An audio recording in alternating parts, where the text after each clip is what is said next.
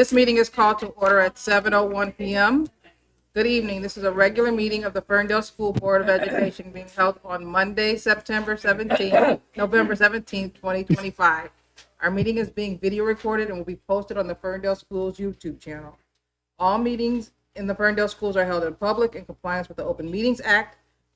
Printed documents discussed in tonight's meeting are available to the public upon request, with the exception of any information protected by student or employee privacy rights. Board meeting information is posted on our website at www.ferndaleschools.org.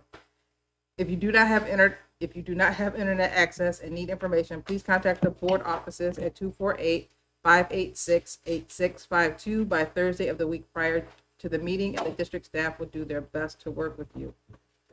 Roll call, Ms. Shepherd. From Ryan. Here. Hart. Here. Newman. Here. President Dookie. Here. Thank you. Thank you. Item 1.2, approval of the agenda. After review of the agenda, are there any items that anyone wants to update? Then without objection and with unanimous consent, the agenda is approved. It brings us to item 2, presentation of building, the triennial update for the elementary.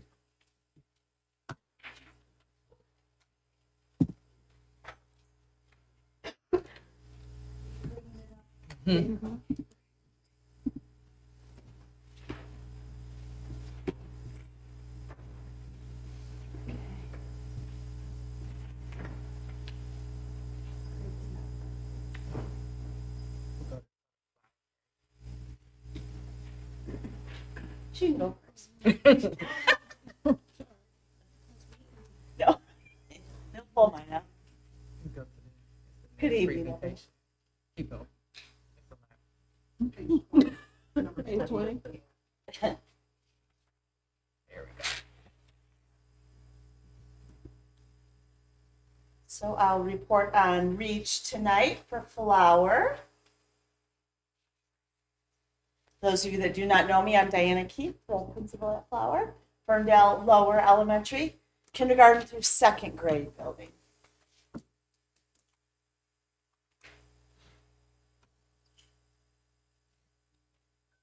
Okay, first one, our relevant and responsive staff development. So when we grow our people, we grow our students. And our measurement of success is that at least 85% of staff report that PD is relevant. So to date, when I did the presentation, PD survey results shows 84. So close, but we'll hit it next time.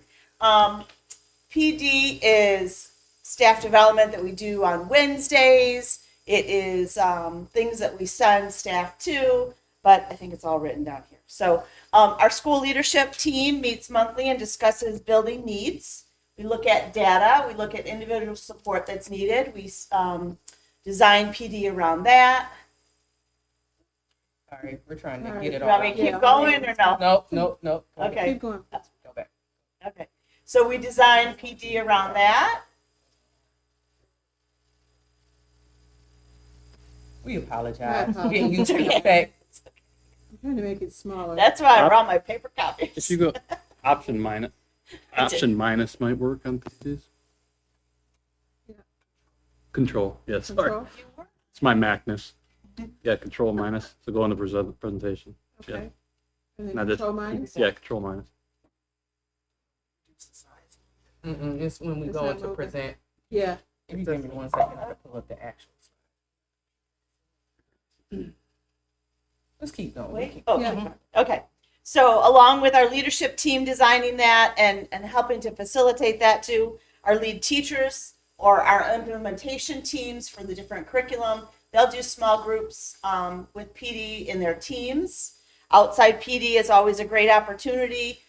Teaching and learning will share with me different opportunities that are out there, or my staff will find them, or I'll find them. So we'll send teachers to that based on my budget and teaching and learning budget. So and then any information that they gain from that, they come back and share it with the school, which is always helpful. So Elkin Schools is a great resource too for professional development. We have a lot of staff that attend out there, which is helpful. But I really wanted just to highlight that I didn't put it in there, but Wednesday early release is so beneficial for us. That is a great time for our staff, who are the experts, to share with each other. And so thank you for that commitment to providing that time for our staff to work together and have that PD together as a staff. That's really helpful. So I'm looking forward to higher than 84% next time. Engaged and empowered students. So the belief is that every student must be present, supported, and thriving, and we will increase the percentage of students that report that they feel like they belong at their school. The question on our survey that we just gave in the fall is, I am part of my school family. We had 93% students report that they belong at their school with the top smiley face that they do, and so I think that's a great percentage. So everyone feels part of our school family, and that's a culture that we want to continue. So in order to continue, we need to, next slide. We first want to break out the 7% that didn't feel welcome or didn't feel like they belong, and figure out what is that, where's that coming from, what's the sense of belonging for them, and seek the support for them. And maybe it's just building a stronger connection, a better relationship with them. But the response to that is that we want to build school-wide our school family culture. We want to soar. We want to have that daily video so that they see, they hear that information, they know who the staff are. We want to remain visible. We want to continue with our solid SEL, and just strengthen our class family cultures and continue to build those relationships, but especially targeting those 7%. So we know that every child needs a trusted adult in our school, and focus on belonging for all is really important. So if you've ever looked at Rita Pearson's video about being a champion, that is just something that sticks in my mind, so powerful, that everyone needs that trusted adult, and that one very special relationship can make sure that they're going down the right path of success. And I think that's what reaching and SOAR is all about. So supporting each and every one. Aligned instructional vision. Every student, every subject, every year deserves high expectations. So annually increase the percentage of students exceeding 1 year growth on the iReady benchmark assessment by at least 15%. So these are spring scores. So the top 3 are math, and the bottom one is reading. So when I look at those and break them out between math and reading, I know our celebration is that for the past few years, the district and the staff has really focused on that reading instruction, making sure that the curriculum is aligned, making sure that our PD is aligned with that, and all of the instructional routines are solid. So, and then along with that, the progress monitoring that we have with Acadian. So this 67% shows the success and the result of that work and that learning. So now what is the next step? And now we need to look at that math. So for math, I say the opportunities are continue with our forward movement in reading, but transfer some of the best practices that we have to math now. We've already created a look for document similar to what we did in reading, so that what does it look like and sound like for math instruction in our classrooms. So that's been really powerful. And then we took it the next step further, getting our teachers in each other's classrooms for learning labs and labs with UDL. And then they're having that dialogue. Well, why did you do this? Why did you do that? And we strengthen our teachers with our teachers. Again, I said they're all experts and they're supporting each other. So learning labs have been really powerful. Those have been within our school setting, and then also within our school setting with support from open schools again, which is powerful. So we've increased our math PD. We used to just do language arts, reading, writing, all of that all of the time, but we have to do the math. So we've really increased that already this year across K-5, as well as just our conversations around math. So And I know as principal evaluating teachers, I see the shift in math instruction this year. I hear the increased student to student discourse in math. It used to be just in language arts. Now it's in math. They're agreeing, they're disagreeing, they're telling each other why they're deepening that understanding. So I think that that's really powerful to move our math instruction. My response is that I look forward to increase in our math scores because of the necessary work that we're doing, increasing that knowledge by building those foundational skills that are needed. Important to note that this was just our second year using iReady, and it is a different type of assessment, so there's a little bit of a learning curve with taking it with our little ones. But I am excited that along with iReady, we have that learning pathways that targets that instruction right at their level. Like if they missed all the fractions, then the fractions are the questions that they're working on to try to fill those holes. So we do have the learning pathways this year, and it supports targeting those skills that they missed and helps them just to move forward.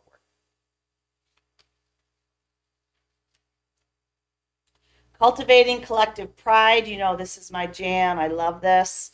Maya Angelou said it best.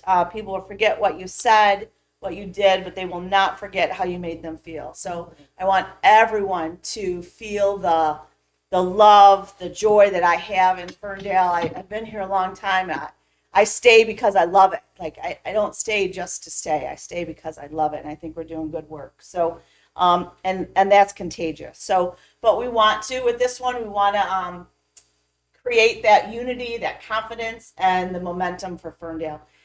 I can't tell you how many times I've been at Oakland schools, a PD, a state conference, and they're talking about something. I think, oh yeah, we've got that going on. We're solid with that. We've got that. We're amazing. So I'm just excited about continuing my work here in Ferndale. But we want to make sure that we're increasing participation of underrepresented families by 20%. We had 278 parents participate in the survey in the spring, so we want to increase that. So my response is first, increase survey responses so that everyone has a voice. We can have different access points to that survey, such as seesaw or use paper for some families. Provide the opportunity at events such as conferences, concerts, or family night. I know I did, it came out last year during a music concert. So I had that QR code and I was walking around because that's easy, right? We have our phones and we can do it right then and there. So increase that access though, so that everyone has that access to it, because we want to hear from everyone. And then continue with events that are successful and well attended by stakeholders. Events include, we had a really marvelous second grade reading night back in October. It was well attended. PTA skate nights have been amazing. Conferences, 95%. I think that's great. I'm still looking for that 100%, though. We're still working on it. When teachers are involved in the event or plan the event, we see families. So I want to continue to have teachers part of that as much as we can. Continue with our partnerships with families, provide that solid communication in a variety of ways. Want to share our stories, be visible and approachable as staff. We want to hear from everyone.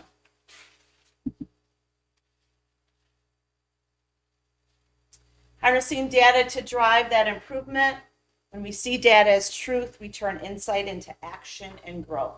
Always want to be reaching forward, moving forward, the momentum, right?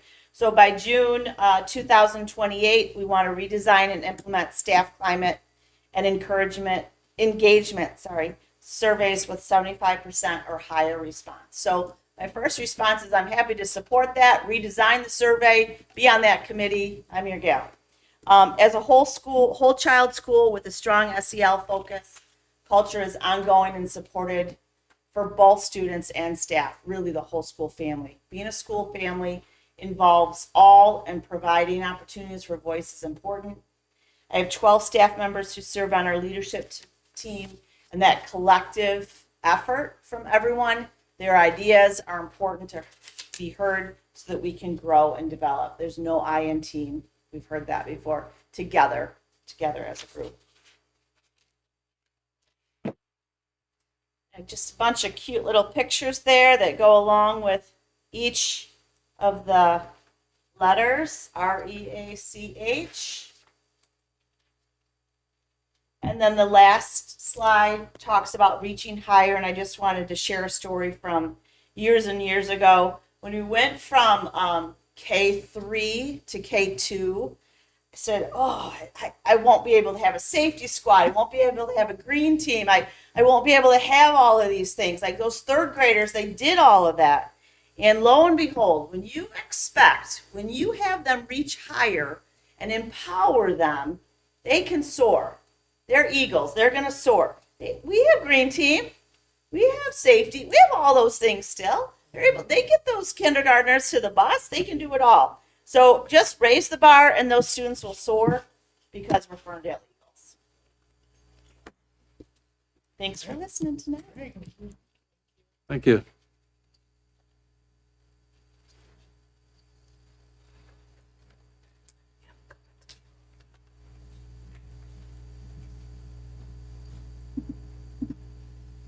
Good evening. Good evening. All right, I'm Katie Jeffrey, principal of Ferndale Upper, and this is our fall board presentation.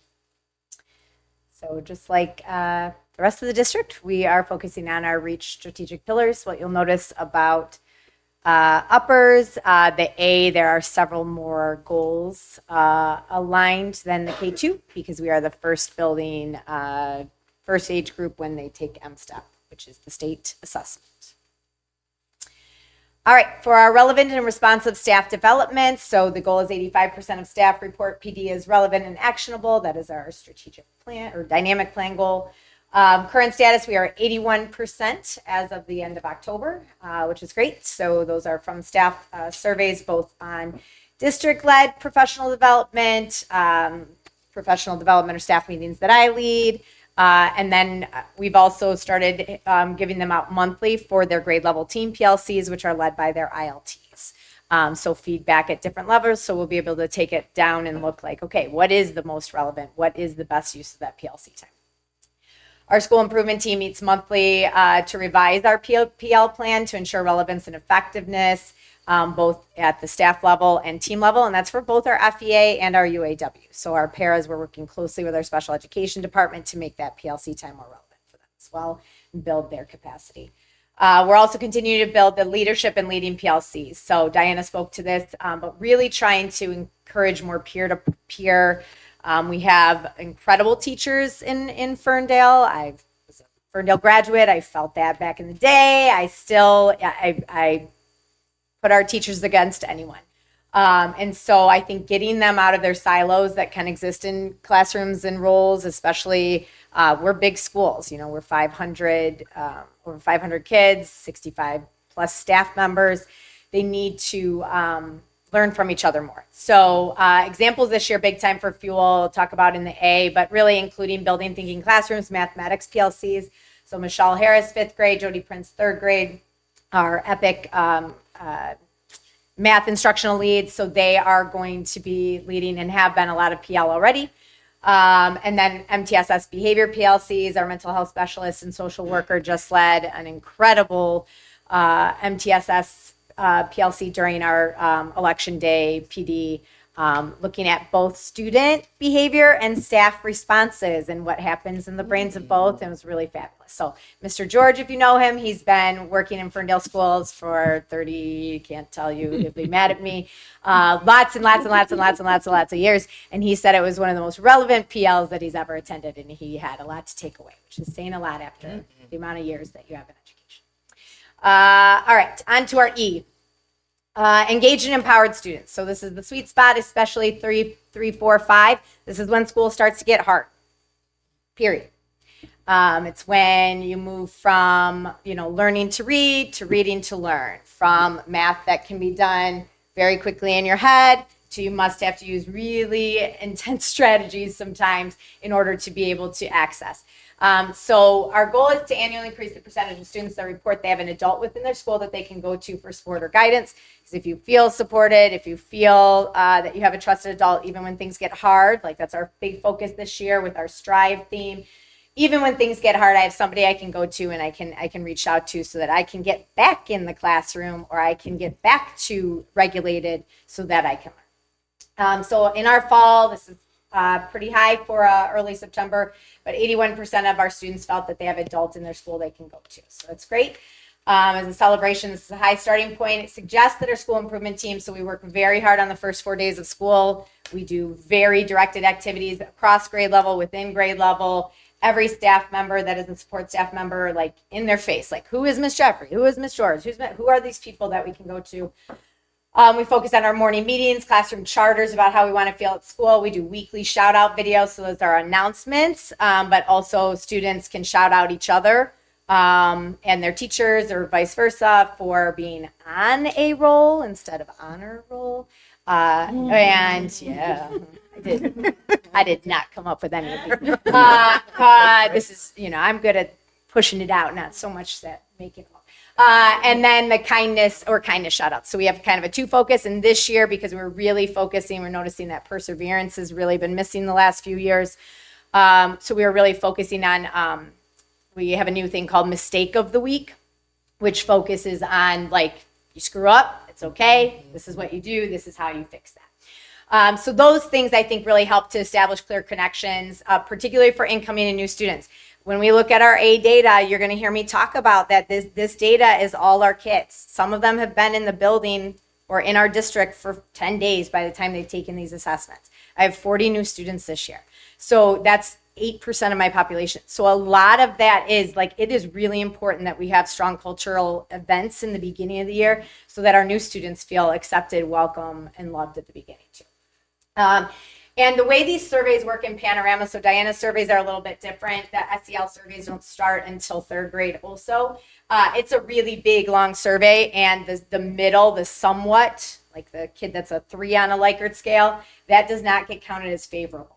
So when you drill down into this data, only 8% reported that they disagreed or strongly agreed. So 91% feel pretty good in September or above, and that 8% are the ones we need to look at. I also like to see that all cohorts were within a few percentage points of each other. In this question, our Black and Hispanic students reported the highest responses. Next. Opportunity disaggregation of our data showed that 8% of students who did not feel they have a trusted adult. So how do we get down and look at that? So the teachers did their own personal data dig, because I can't look at that at the school level exactly, student by student. So they were going in, and then that's part of our check-ins, like who are they and what's next. This is the clear area of strength for our school and one we pride ourselves on. A big focus of our first 9 years, this is year 10, was to focus on the whole child.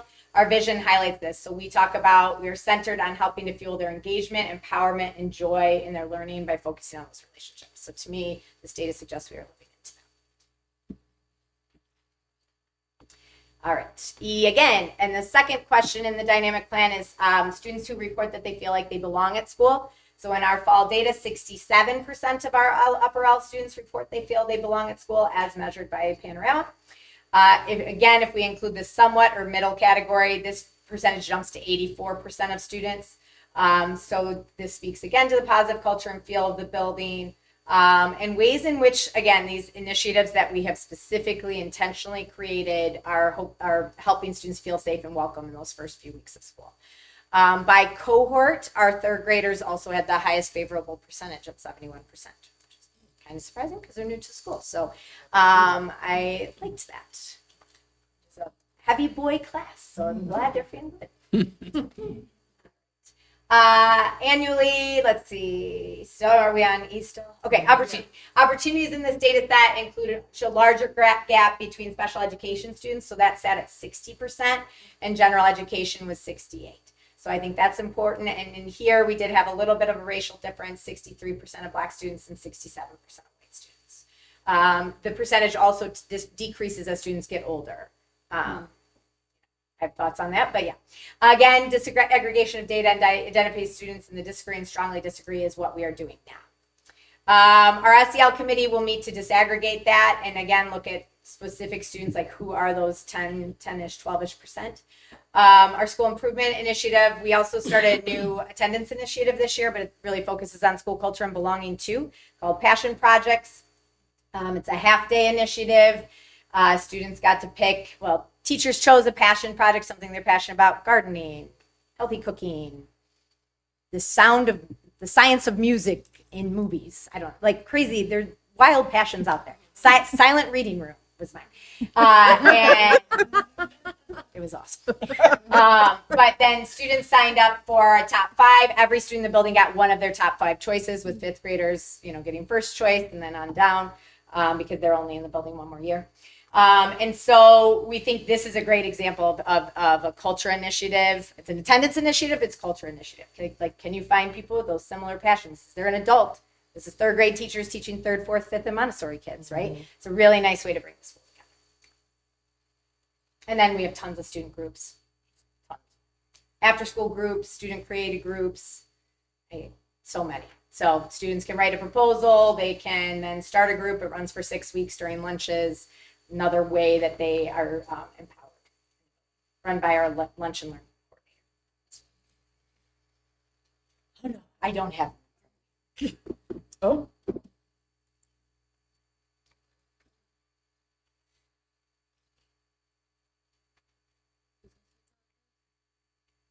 I can take somebody's computer. I was gonna say, you can, No.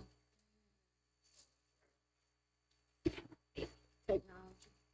it's a Mac. It's really not that bad.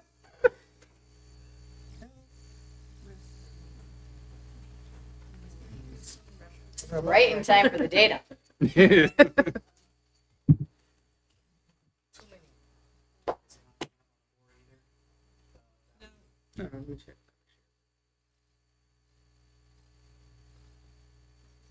got it. And I'll have to look down the cast button. Oh, okay. Good. All right. Series of slides on our aligned instructional vision. So similarly to the other ones, this is set up with current status and a celebration, and then what's an area of improvement. There is a lot to improve on here. So the first is annual increase the percentage of MET benchmark MSTEP ELA for Black students in each grade level by 5% over the course of the dynamic plan. So our current data, you can see for ELA, this is ELA, yep. 15% in 3rd grade, 23% in 4th, 17% in Black. So you can see the state averages, for context, 16, 19, and 20. So we're higher above the state in 4th grade last year, which are our current 5th graders, a little bit below in 3rd and 5th. So while proficiency rates remain lower than for other groups, our ELA growth index for Black students, so I want to point this out. So this is data you might not know how to get, but our ELA growth index, so this is Black students against themselves, against students who also scored the same way in the state of Michigan like them in 3rd grade. Does that make sense? So our 4th and 5th grades growth against themselves actually went up last year from 38.5% to 51.06. So this is a big gain. So this just suggests that we're starting to close gaps in student growth, students against themselves. 4th grade students outscored the state average as well. But again, it's not high enough. It's far below our white student proficiency and our overall student proficiency. So can you go to the next slide? So we're in our 2nd year of implementation for our ELA curriculum, which leverages much higher interest in higher rigor quality literature to improve comprehension. We've got literacy coach Tracy Yaks, who works with our team, small group instruction across tiers. So that's tier 1 is like for all students. Your tier 2 is students need a little extra reteaching, and then your tier 3 who need that intensive support. And then we also, especially at the K2 level, which I think has resulted in our higher ELA scores over the last several years, the letters training in how teachers teach reading, right? So improving teacher understanding of how to teach. These are not things we're actually taught, you'd be surprised, at the university level. So these free trainings that the state is providing in the science of reading, in literacy instruction, are really making an impact. Also, there has to be our response at my level is accountability of instructional routines across classrooms. Progress monitoring. We have a tool that shows students if they are multiple years below grade level, they are being progress monitored every week. So who's not growing? Why aren't they growing? What's the next step in using our MTSS process for that? I meet with staff monthly, every classroom teacher monthly, to look student by student at data. And that is where we are going to start moving kids one by one by one, because we are small enough. We're big, but we are small enough to do that. Math is much worse. So I have no celebrations in this data set. So we are below the state average in all 3 grade levels for our Black students. Now, again, context, we are below state average in math for all 3 grade levels as well, okay, for all students. So this is an area of intensive focus, which we have already made some shifts with our PL plan that we talked about earlier. So while our literacy continues to rise, our math needs to also change. And that comes down to tier 1 instruction. So and that's for all students. This is a Black student goal based on a dynamic plan, but this is across the board. So opportunities are many. So the first 10 is a commitment to our professional learning plan. We needed to improve our literacy. Can't really do anything else if your literacy is not, strong. And so we made big changes. I think looking at our MSTEP data and ELA across time, it's like doubled since Fuel opened, which I think we had one of the highest growth in the county. So there's been a lot of success there. And so now we just need to keep that going, like Mrs. Keefe said, but also then turn more of our attention to what is strong tier 1 math instruction. So I already spoke to this, but this Building Thinking Classrooms work, which is a secondary initiative that we're now introducing at Fuel. 2 new math leadership positions with Oakland Schools with Jody and Michelle. Dedicated learning time, walkthroughs in each other's classrooms, and dedicated time to work on math essentials and math instruction. With the guidance of teaching and learning department, we are dedicating. I mean, that's what we're doing. I'm already seeing immediate impact in student engagement in math when on the BTC work. So these are the vertical whiteboards, working in small groups. Everybody is able to access the material. I'm excited to see that.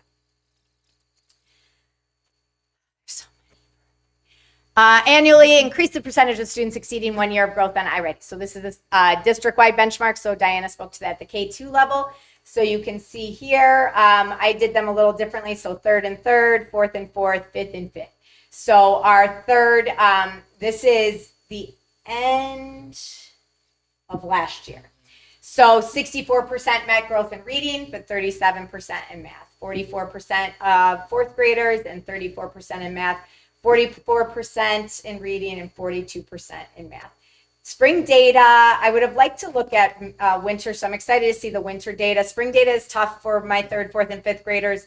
They have just come off of 10 to 20 hours of MSTEP testing when they then also take the spring iReady. So I'm not sure all the time if this is always exactly how they do at the end of the year, but it is, the data speaks. So Fuel, we did meet our continuous improvement plan goal for iReady last year, 106% total growth, which is part of the dynamic plan. So 100% is expected, and moved from 38% fall proficiency to 55%, which is great. We also outperformed the state of Michigan on ELA in all 3 grade levels for the first time in our school's history.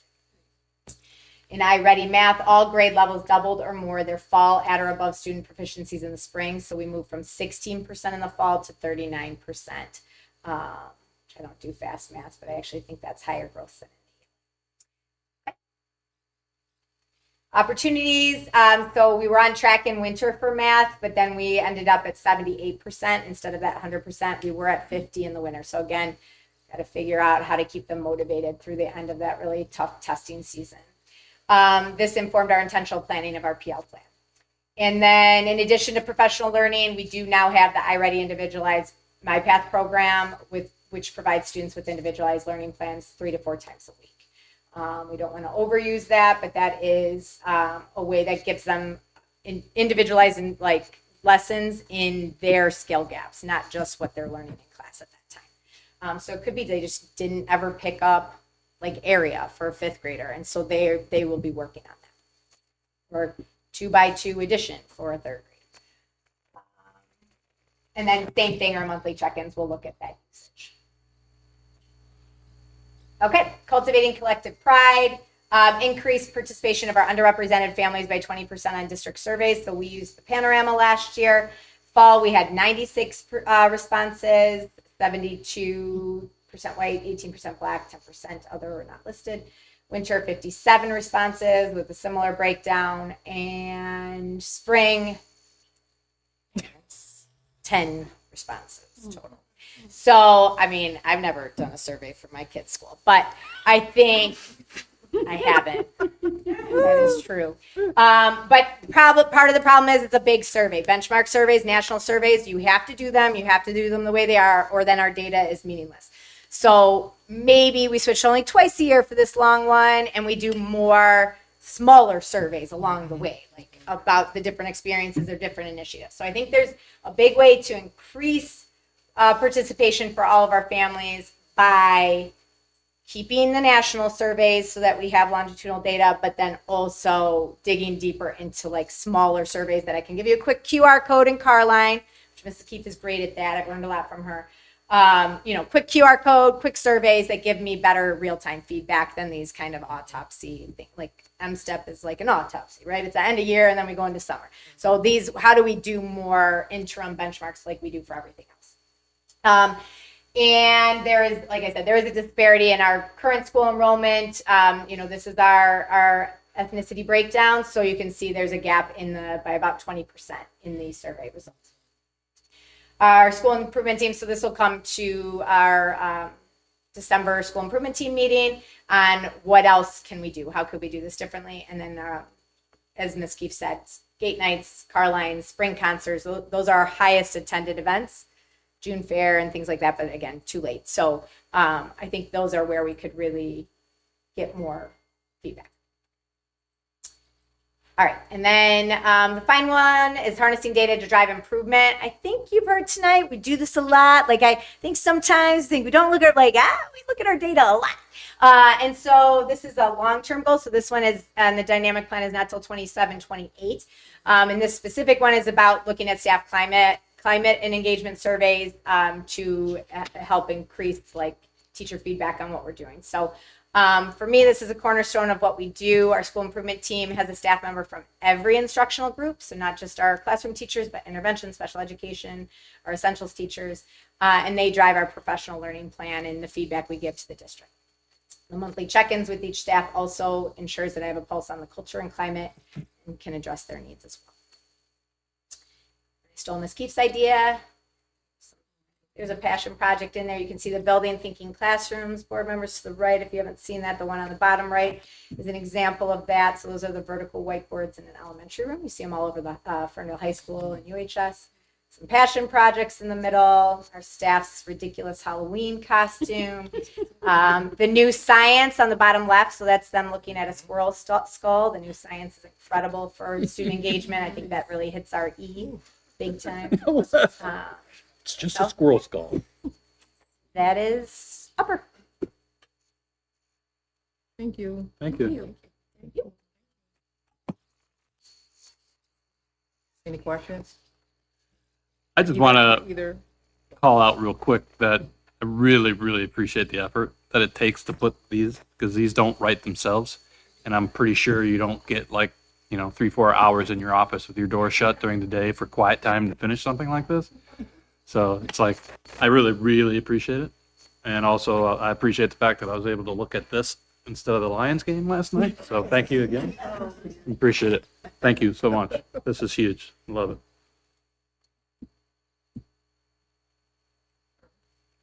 Great. That takes us to item 3, public comment. This is a time for public participation in the meeting. The Board of Education intends for the public to have many opportunities to address the board and administration of their school district. These include email, phone calls, face-to-face meetings, community gatherings, public hearings, and other public meetings. We welcome individual and group input into the important issues that confront our schools. As noted at the top of the agenda, this is a meeting of the school board open to the public. We want to provide fair and impartial guidelines for participation as required by the Open Meetings Act and to encourage transparency and equal treatment for everyone in attendance. We also recognize that an effective meeting facilitates better decisions and promotes openness by allowing more people to stay for the full length of the meeting. To meet these goals, please note the following. We ask that you identify yourself and list contact information on a comment sheet to help administrators follow up with you on your comment. If you do not wish to do so in writing, please identify yourself at the podium, and if you need a response, please provide contact information with the administrator after the meeting. I will call on people who have completed comment sheets first. Each person will have one opportunity to address the board for up to 3 minutes. Comments or questions should be directed to the board president. We have a timer on the screen. I'll raise my hand when you're within 15 seconds of expiring.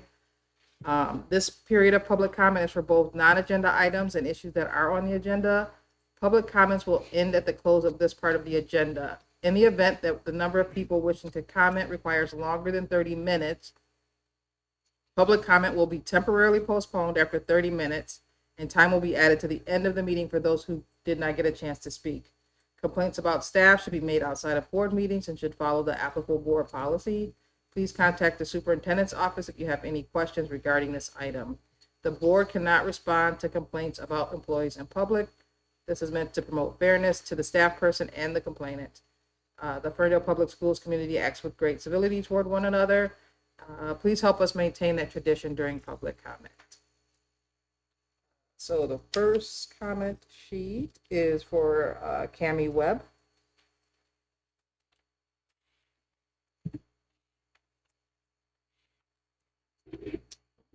Hi, good evening. Hello. My name's Cami Webb. I'm a member of the PTA Advocacy Committee. Can you guys hear me okay? I hate public speaking, so I'm all nervous. Okay. You're good. I was born and raised in Ferndale. I'm an FHS graduate. This building was actually my elementary school. And my kid is now a student in the district. And I'm going to run out of here as soon as I'm done to get to his band concert, which starts right now. This was too important to miss, though, so I needed to be here. I'm here to ask you to vote yes on the resolution to support the Invest in My Kids proposal.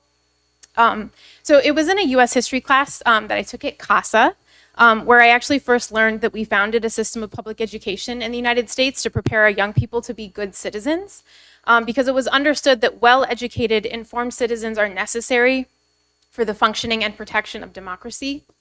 I believe that today we find ourselves in a country rapidly descending into fascism, where the wealth hoarded by the richest 0.01% of Americans has surpassed Gilded Age levels. We also find ourselves in a state where our public schools are underfunded by $4.5 billion, and the top 1% of earners in Michigan pay a lower effective tax rate than everyday Michiganders. The fact that these are all occurring simultaneously is, I believe, no coincidence. Adequately funded public education for all our children is the key to protecting democracy, and it's the least of what our young people and hardworking educators deserve from us. The Invest in My Kids initiative is an incredible opportunity for the people of Michigan to stand up for our children and their future, and to do it not by further burdening working families, but by requiring the most privileged among us to contribute equitably to our communities. And the endorsement you're going to vote on is a wonderful opportunity for Ferndale to demonstrate much needed leadership. If you vote yes to endorse, we will become the second school district in Oakland County to do so. There are many things I love about this initiative, and one of them is that it's statewide. It demonstrates an understanding that when we all do better, we all do better. Over the last 3 months, I've been collecting signatures for this petition, and the depth and breadth of support has been wonderful to experience. Our community, I think, understands that the way forward, the path to an equitable, democratic, free, and just future for us all, is to meaningfully invest in our children. So I'm asking you to vote yes, endorse, invest in my kids, and play a part in leading us toward building the beautiful world our beautiful young people deserve. Thank you so much. Thank you. Up next, Lily Fink Shapiro.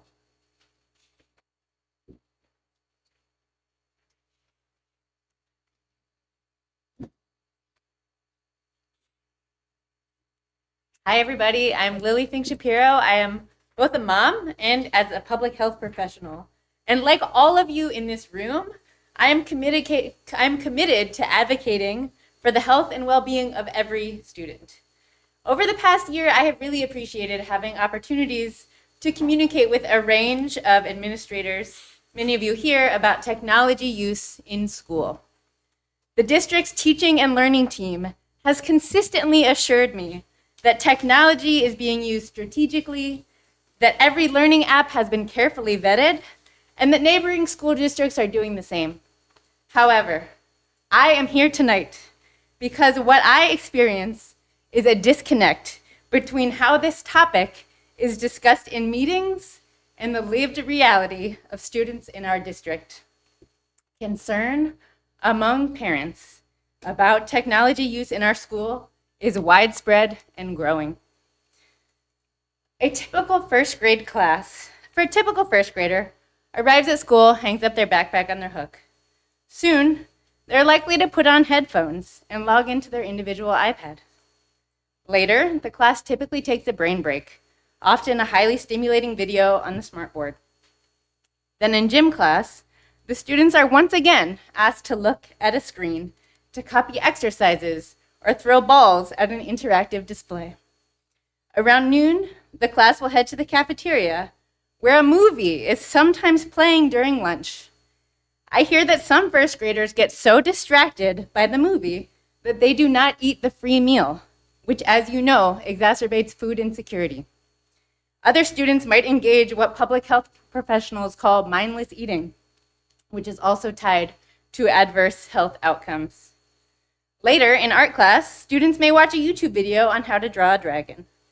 During math, the teacher may cue up a video lesson on the smartboard. And then with a few extra minutes before dismissal, the class likely watches a TV show. Data suggests that after school, many of those students may spend an additional 5 hours looking at screens. Taken individually, a short video or a well-designed educational app might enhance education, but together, the cumulative effects of all the screen time are significant and harmful. We must ask, what is being lost when a child's attention is continually drawn to the digital world?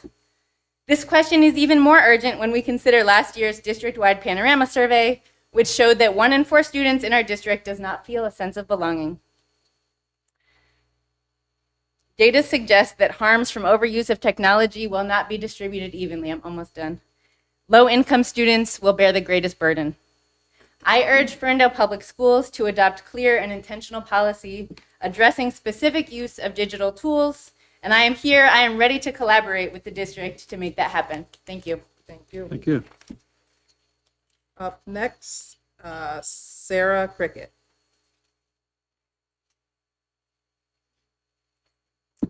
Hi, I'm Sarah, a Ferndale resident, parent, and mental health professional. I'm here tonight because Invest in My Kids offers a path away from a system where communities are continually asked to raise our own taxes just to keep essential services functioning. That model creates instability, uncertainty, and leaves too many people behind, especially those who rely most on strong schools, public health, and community support systems. As someone who works in mental health, I see every day how critical, consistent, reliable public funding is. When our institutions are under-resourced, our residents feel it in their stress levels, in their access to care, and in the overall health of the community. Invest in My Kids is an opportunity to build a statewide funding model that recognizes the value of our schools, cities, and social services, and provides them with a durable, predictable investment they deserve. This is about creating a community where people can thrive without placing the entire burden on local taxpayers. I strongly support Invest in My Kids and hope you'll continue in moving it forward. Thank you. Thank you. Thank you.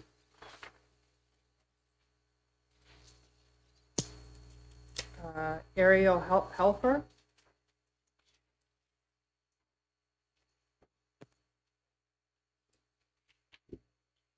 Good evening. My name is Ariel Helfer.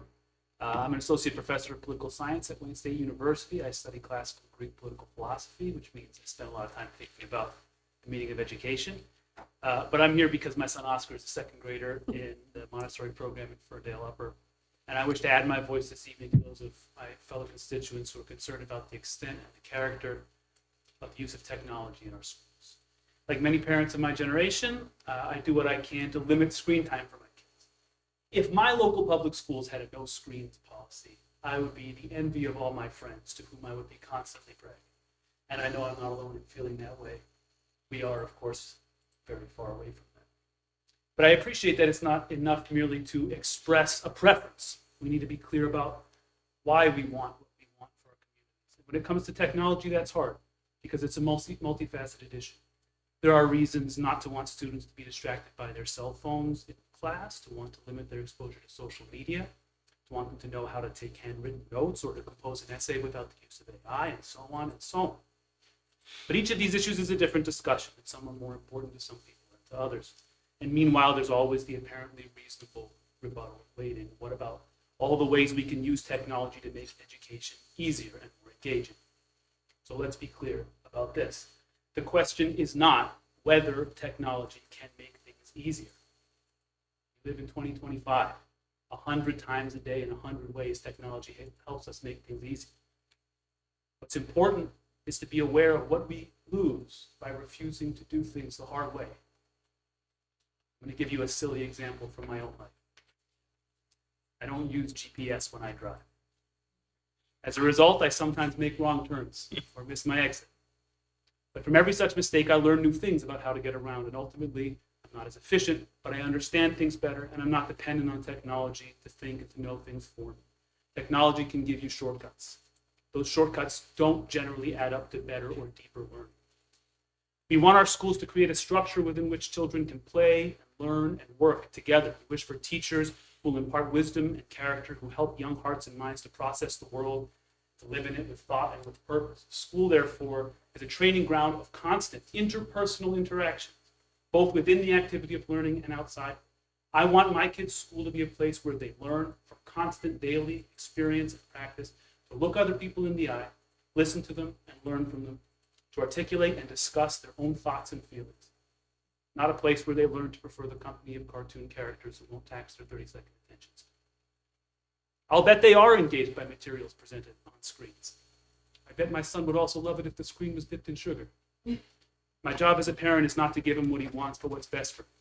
Let's not lose sight of the importance of being able to do things the hard way. Thank you.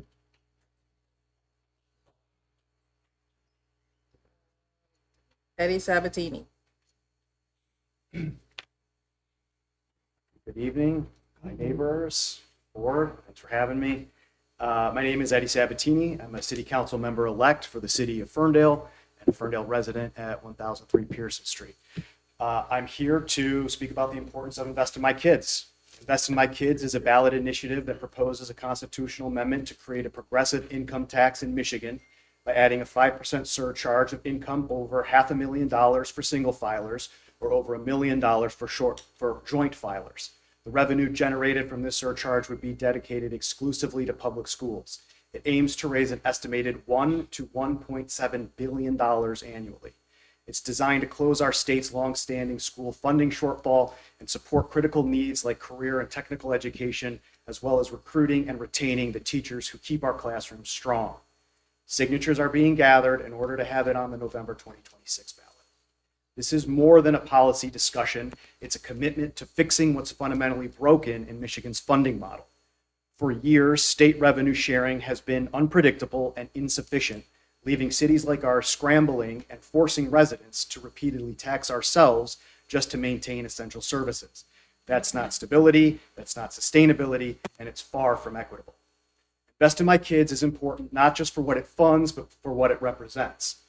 This is an opportunity for elected officials at every level to demonstrate a real commitment to long-term funding solutions for our essential public institutions, solutions that don't rely solely on the political will of our community to keep taxing ourselves. We can't keep asking residents to shoulder the burden of systemic underfunding. We need to stop moving money around from one bucket to another. We need to grow the pie. The Invest in My Kids ballot initiative aims to do exactly that, creating the durable, statewide investment that strong schools, cities, libraries, and community services demand. Michigan needs a future where public institutions have stable, predictable funding, not one-year fixes, and not local communities left to fend for themselves. Invest in My Kids is a meaningful step toward that future, and I'm proud to stand in strong support of it. Thank you. Thank you. Up next, Adam Milgram.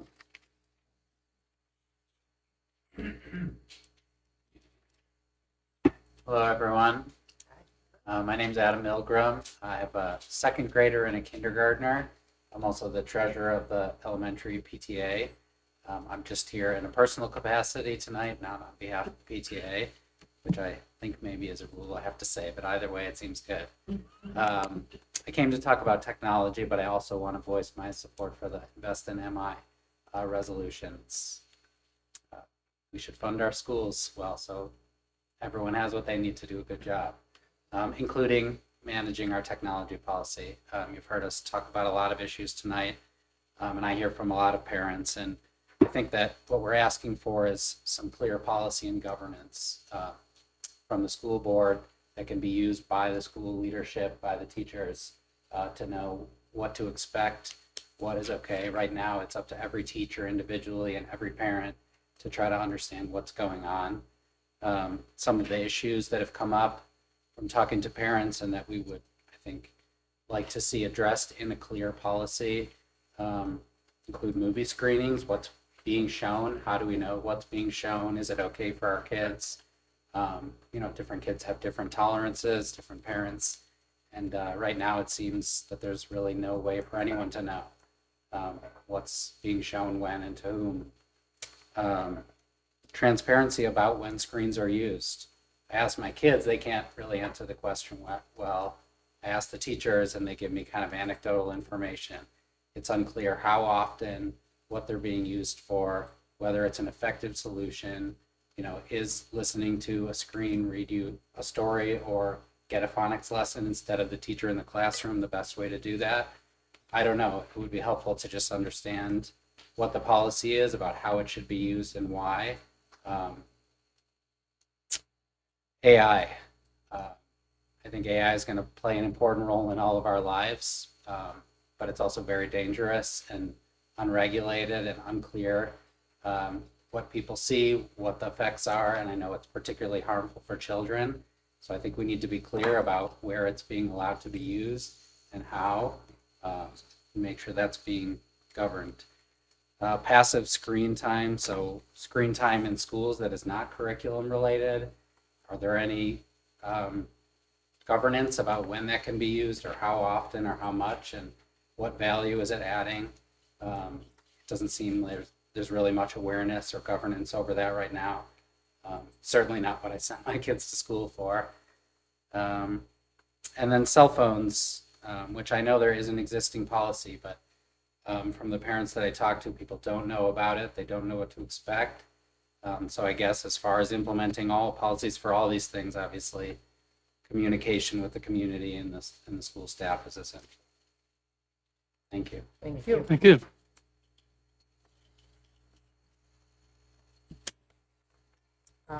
And Jamie Solomon.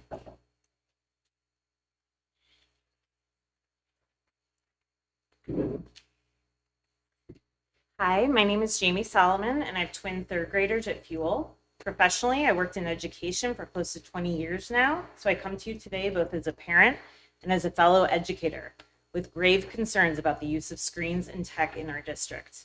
I trust that everyone here tonight values social emotional learning for our students, and I'm here because I believe that our school's current use of screens is in direct conflict with the social emotional learning that Ferndale prides itself on. The very worthy goals of developing resilience and a growth mindset, building self-regulation skills and impulse control, relationship skills and a sense of community are directly undermined by our school's use of technology. For example, screens are regularly used as a reward, movie clips for good behavior, and free computer time for students who complete their work with time to spare. Screens are flipped on during transition time and used for brain breaks. How will children learn self-regulation if screens are doing that work for them?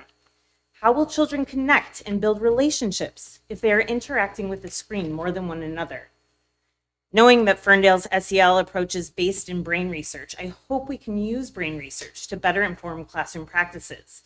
For instance, a brain break should not occur with a screen.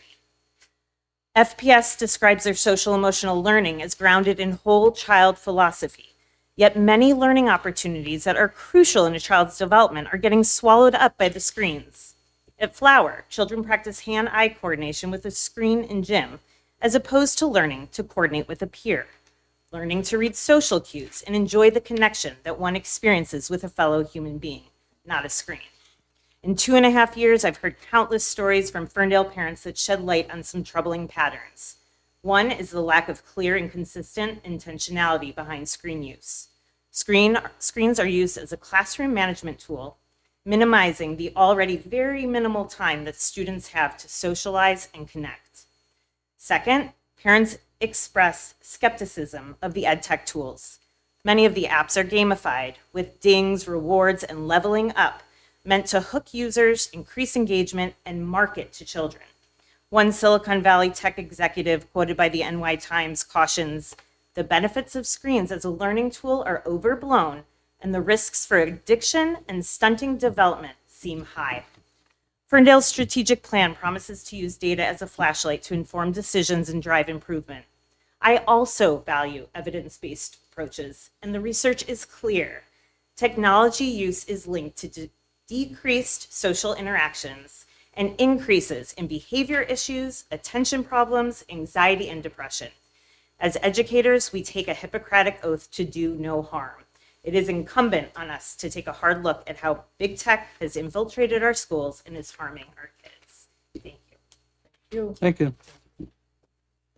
Is there anyone else here for public comment?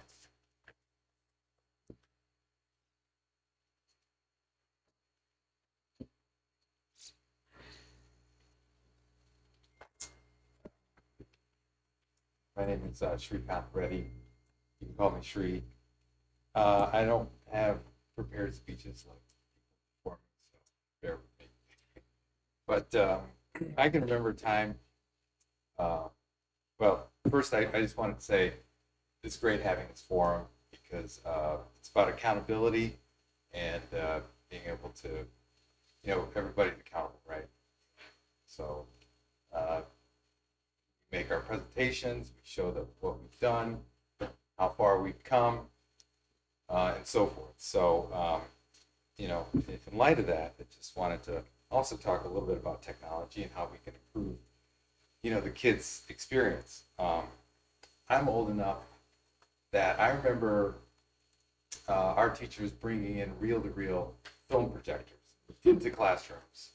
So, and then also we had film strips with like tape recorders. So, we've had screens for a long time.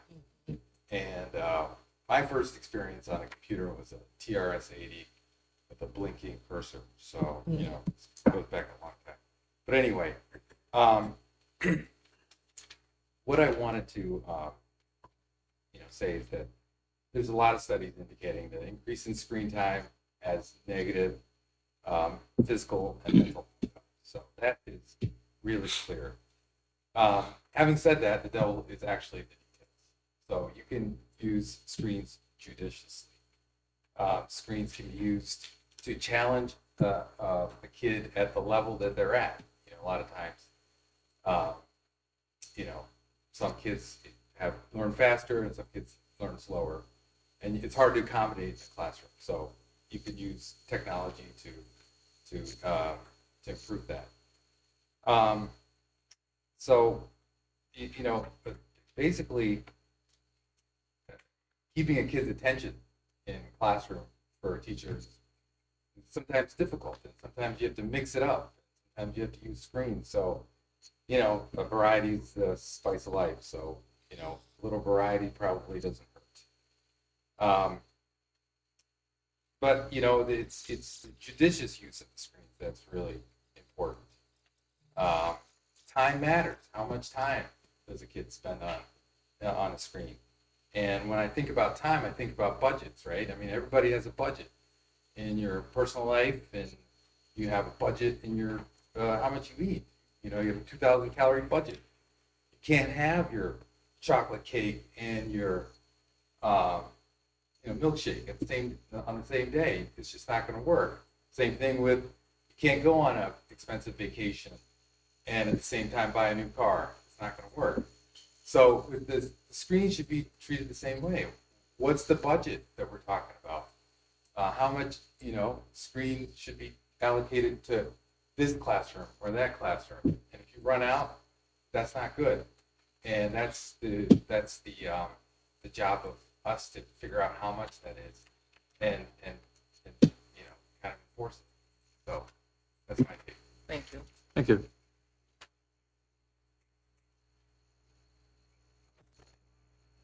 Anyone else for public comment? Public comment is now closed. Brings us to item 4, the consent agenda. Item 4.1, request to approve minutes of the special meeting committee of the whole Monday, October 6, 2025. Item 4.2, the request to approve minutes of the special meeting board interviews on Monday, October 13th, 2025. Item 4.3, request to approve minutes of the regular meeting Monday, October 20th, 2025. Item 4.4, request to approve new hires, resignations, and transfers. And item 4.5, request to approve bills and accounts for October 2025. Does anyone wish to remove an item from the consent agenda for questions or discussion later? Seeing none, I'll entertain a motion to approve the consent agenda as presented. Moved by Jessica, Second. seconded by David. Roll call, Michelle. Ryan, Yes. Hart, yes. Newman, yes. Yes. Thank you. With 4 yes votes, the motion passes and the consent agenda is approved.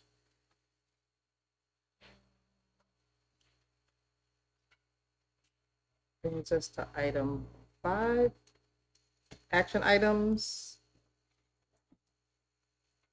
Item 5.1, request to approve the architectural services recommendation.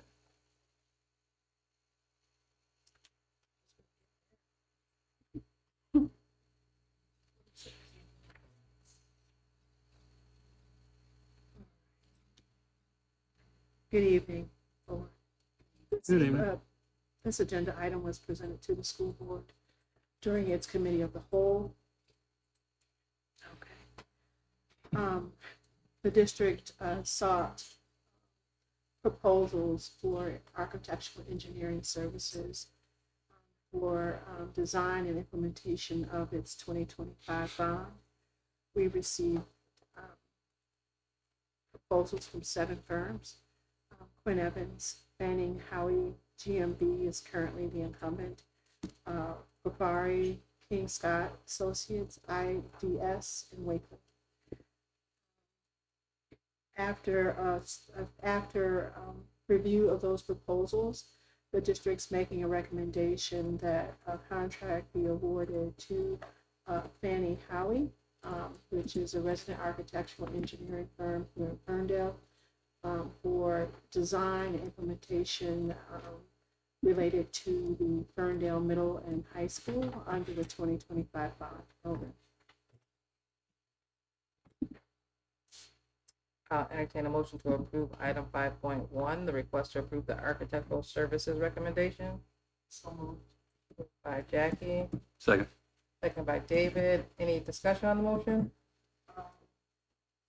Thank you for sharing the highlights of our meeting a couple weeks ago. Can you tell us a little bit more about why Fanning Howie stood out? Sure. Actually, as a part of this recommendation, we do have a presentation. So as I mentioned, GMB is our current architectural firm. It's helping with design on the 2020 bond proposal. This gives a timeline of the RFP process and then the firms that actually bid the work. The evaluation committee rated Fanning Howie the highest. There were 3 firms ranked in 1, 2, 3, the second being GMB and the third being Wakely. I should note that GMB and Wakely currently work within the district. Wakely does a lot of the project design for our sinking fund. Proposals were evaluated based on the firm's proposed team experience as related to similar projects of what we are embarking upon for the middle school and high school. Evidence of capabilities to perform all the requirements as reflected in the RFP, their fee structure, project approach, which was very unique and innovative, and you'll learn that later on. Client references, and then acceptance of the contract terms. This is to note the percentage fee structure based on about $100 million of the bond work, and if they've had a prior relationship within the district. The reasons why Fannie Howie, obviously being one, primary as a hometown partner. The company really did a wonderful job of reimagining the middle school and high school campus that we had not seen prior, and they really took care and did some diligence in, I imagine, being a resident of Ferndale in their approach. And they've also done this work for 6 through 12 campuses throughout the country. Added value is that they partner with Zois, creative, and they have a partnership with Authentic Learning and Leadership that, again, really echoed some of what's already highlighted in our dynamic plan. It really aligned. And they've also offered our students summer internships as a part of their commitment to the district, which we can't wait for our kids to have exposure to the architectural field. But primarily, being a resident of Ferndale, being residents of Ferndale, having the firm here in Ferndale, it really really echoed what we're attempting to do on that campus and for our students and staff there. Thank you for that. Yes, ma'am.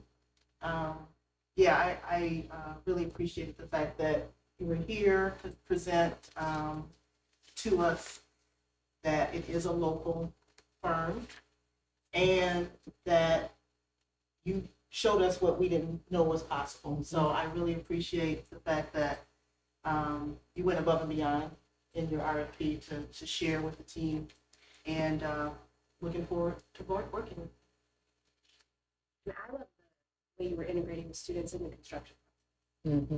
Not that they were working, but that they could see the progress. To be clear. And then I would have to add the fact that you've included elements of that campus. You've paid homage to them by keeping them in the design, i.e. the elephant steps. It's just really, it's inspiring to see. And so I can't wait to see how this all turns out. And I can't wait to engage the community on this process. Roll call, Ms. Shepherd? Hart, yes. Newman, yes. From Ryan, Yes. President Lee. Yes. Thank you. With 4 yes votes, the motion passes. And item 5.1, the request to approve the architectural services recommendation is approved. Item 5.2, request to approve FECC heating pump and heating coil replacement. Thank you. Thank you. All right, so this was not presented to you all during the committee of the whole. This is a walk-on agenda item because of its urgency. We commissioned the boilers at all of our schools, and the startup for FECC has been less than stellar. We've lost heat in 4 classrooms there, and they're currently using temporary heat. And during that same time, we lost one of the circulating pumps. And so we've been able to look to our current contractors working in the district on construction projects. And we sought 3 proposals for this work. The first being Air King. They came in with a proposal of $73,695. Allied Building Services is currently one of our firms that helps us to maintain the buildings. They came in at $73,470, and Miller Bolt came in at $64,248. We're making a recommendation to award a contract to Miller Bolt with a contingency of 15%, making the total amount not to exceed $73,885. The funds, again, used for this project due to the life cycle of the equipment, it would be bond funds. And so we're looking to, based on tonight's recommendation and approval, we're hoping to have this work done over the Christmas holiday break. Are there any questions or any? I'll entertain a motion to approve item 5.2, the request to approve the FECC heating pump and heating coil replacement. Moved by Jessica, Second. seconded by David. Any discussion on the motion? How old was the previous? Yeah, the pumps, I looked for the age of them. I couldn't find any of the nameplates. It's a lot of the plates are rubbed off and I couldn't tell. They've had a life. They are in that state. My initials are probably next to it. Yeah. Back when I was in this. When Harding was the administrative building. It's been some time. Roll call, Ms. Shepherd. Newman? Yes. Crumrine? Yes. Hart? Yeah. President Duke? Yes. Thank you. With 4 yes votes, the motion passes. And item 5.2, the request to approve the FECC heating pump and heating coil replacement is approved. Item 5.3, the request to approve second semester schools of choice for UHS. Good evening, everybody. Good evening, Tom. Hello. Pleasure to come back to you tonight to request approval for second semester school of choice for University High School, as presented to the Committee of the Whole earlier this month.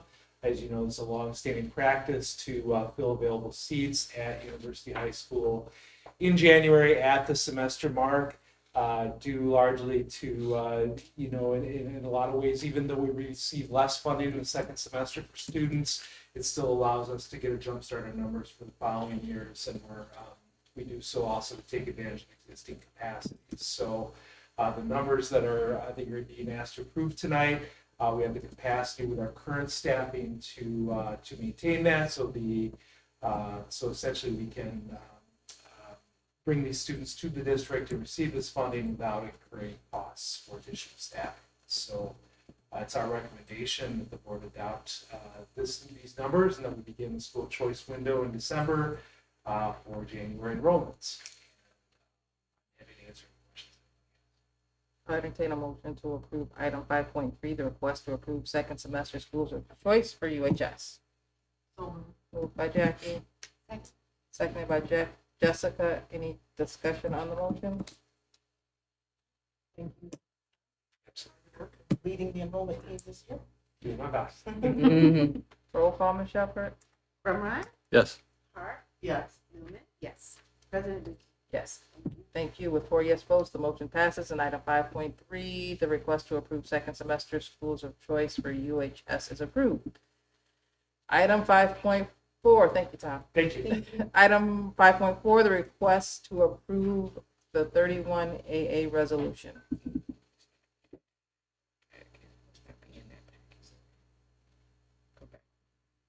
Thank you.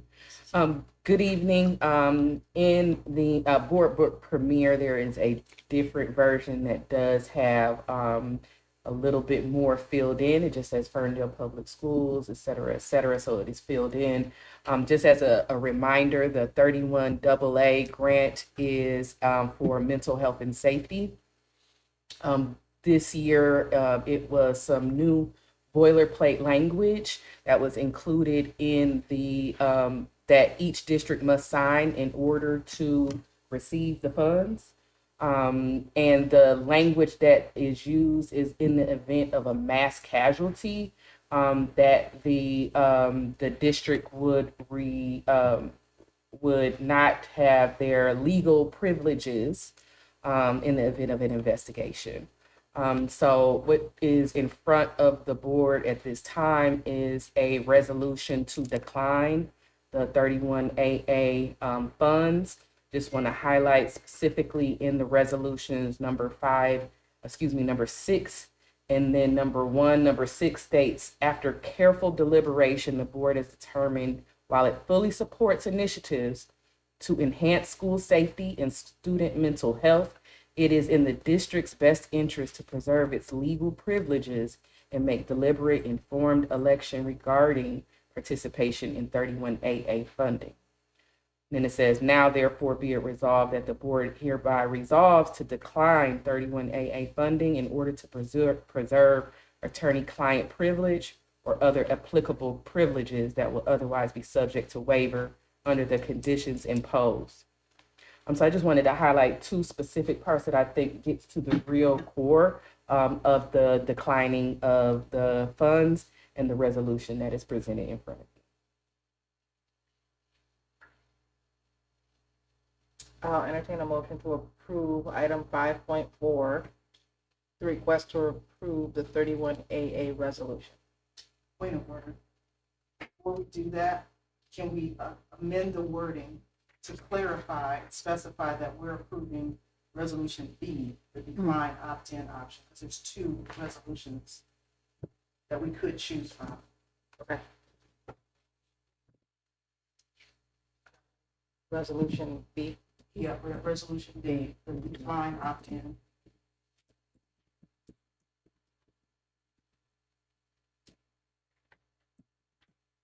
Okay, so I'll entertain a motion to approve item 5.4, the request to approve 31AA resolution B, decline opt-in.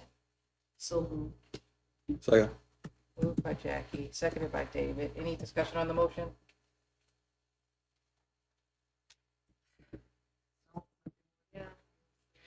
I would just add that since this has been added to the board packet, we are informed that a lawsuit is happening from several districts in Southeast Michigan, including the entire Macomb ISD.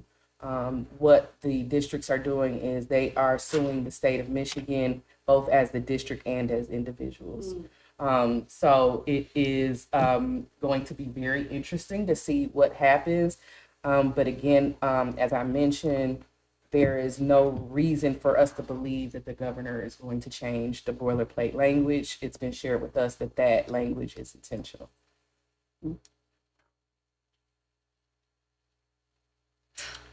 Roll call, Ms. Shepherd? Hart? Yes. Yes. Crumrine? Yes. President Duke? Yes. Thank you. With 4 yes votes, the motion passes. And item 5.4, request to approve the 31AA resolution B, decline opt-in, is approved.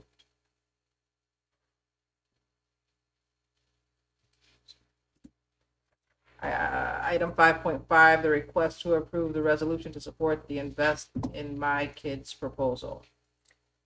Good evening again. So as we heard from public comment this evening, as we have been discussing this matter in great detail, we need to fund schools fully. And we believe that this proposal is a step in that direction. And so we're hoping for full support from the board this evening.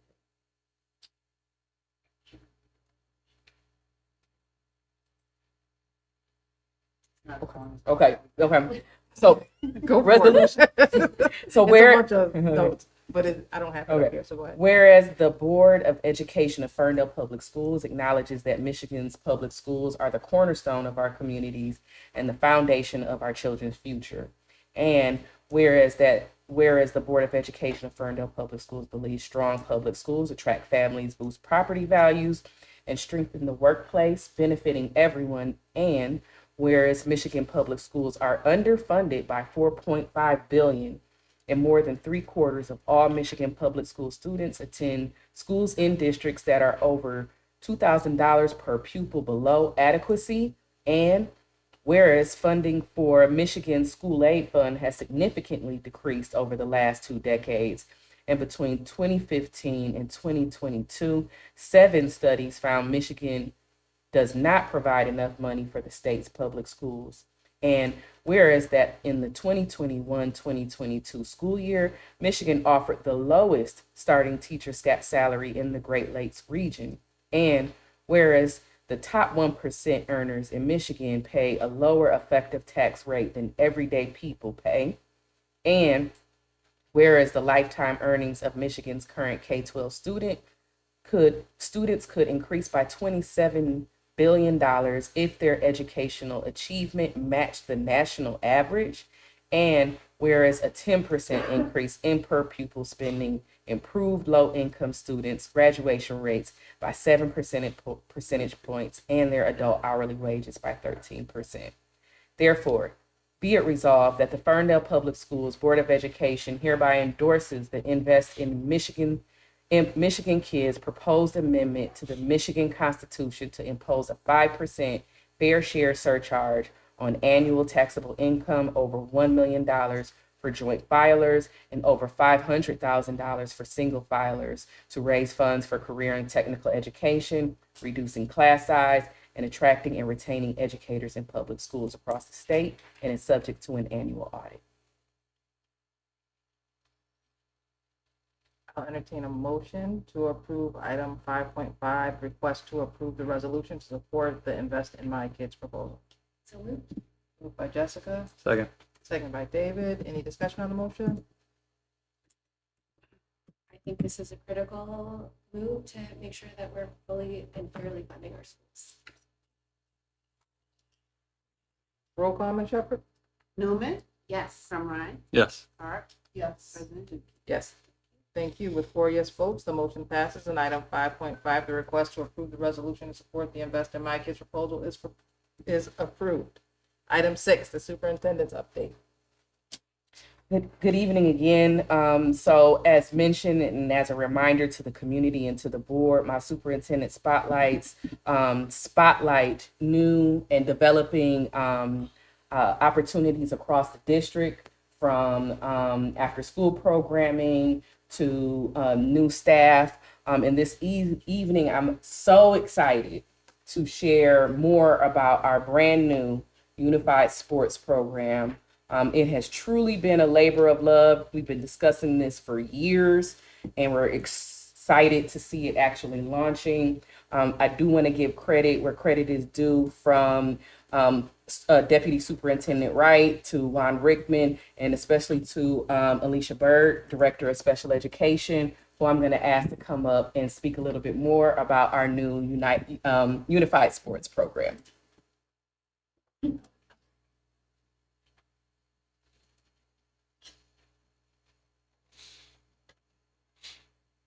Good evening. Good evening. Good evening. I cannot see that. Oh, Sorry. Yes. So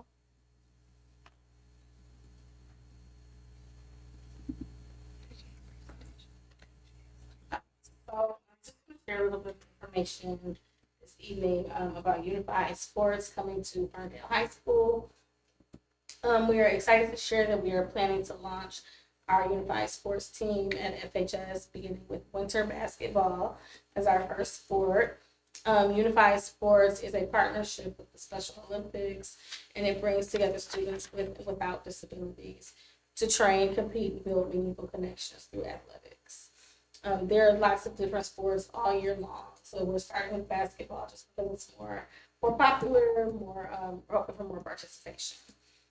This team that we're starting will be open to all FHS students with an IEP, including those in our adult transition program who are 18 to 26 years old. We will also recruit general education peers who will join the team and create opportunities for that friendship, teamwork, and inclusion both on and off the court.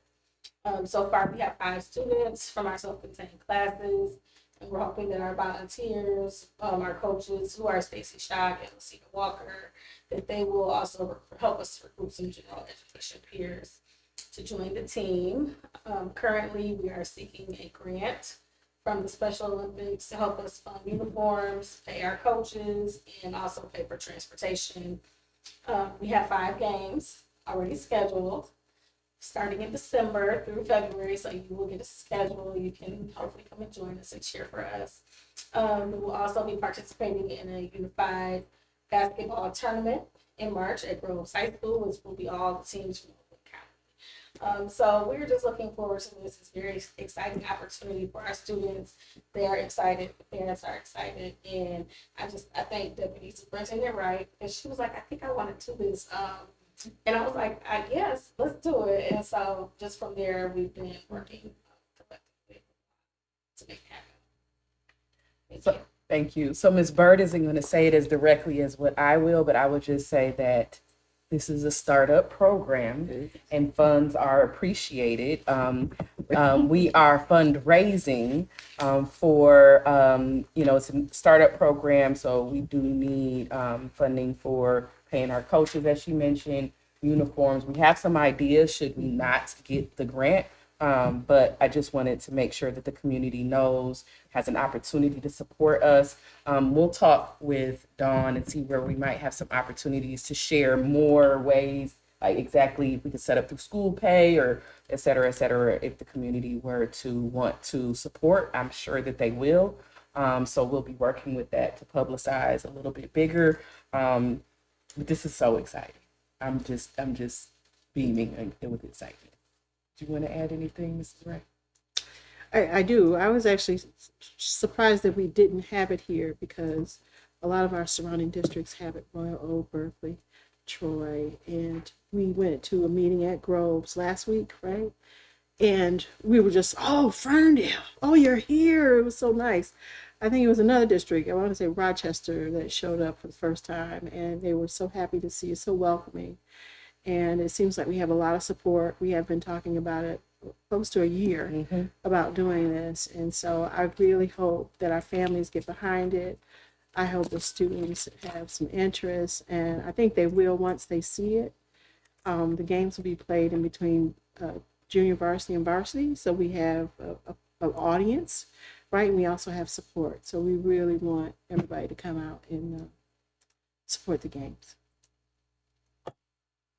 And we're looking forward to the competition. Are we looking at community partnerships or local businesses to help us? Absolutely. Absolutely. Sponsorships. Yes. Great ideas. Yeah, because we're probably the only district that does not pay to play. Like, so that I want us to continue that and make sure that we don't make that a absolutely a way that people or students shouldn't or wouldn't be able to participate because of costs. Understood. So stay tuned. We'll be publicizing a lot more. But again, this is hot off the press, so we were just so excited, wanted to share it publicly. Thank you, Ms. Bird. Thank you. Thank you. All right, item 7, informational item 7.1, budget to actual report.